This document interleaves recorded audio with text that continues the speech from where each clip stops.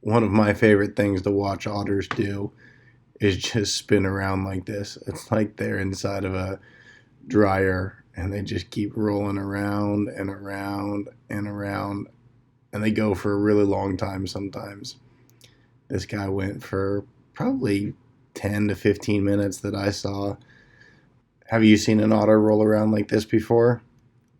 If you haven't, pay attention and look around next time you see some otters, because for whatever reason, they like to do this and roll around and spin around. It's pretty fun to watch. I hope you get the chance to check one out doing it pretty soon. It seems like there's always one somewhere doing this.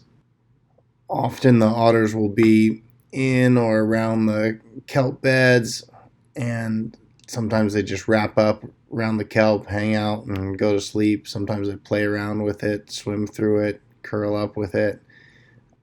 Do you have a favorite thing you like watching otters do? I have a few different things I like.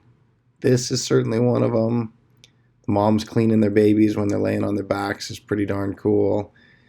And then when they're trying to break open a clam shell or something else with a rock, that's also super fun. I hope you liked this little otter roll around video session. Might have to showcase some more. Otters are such cool little creatures.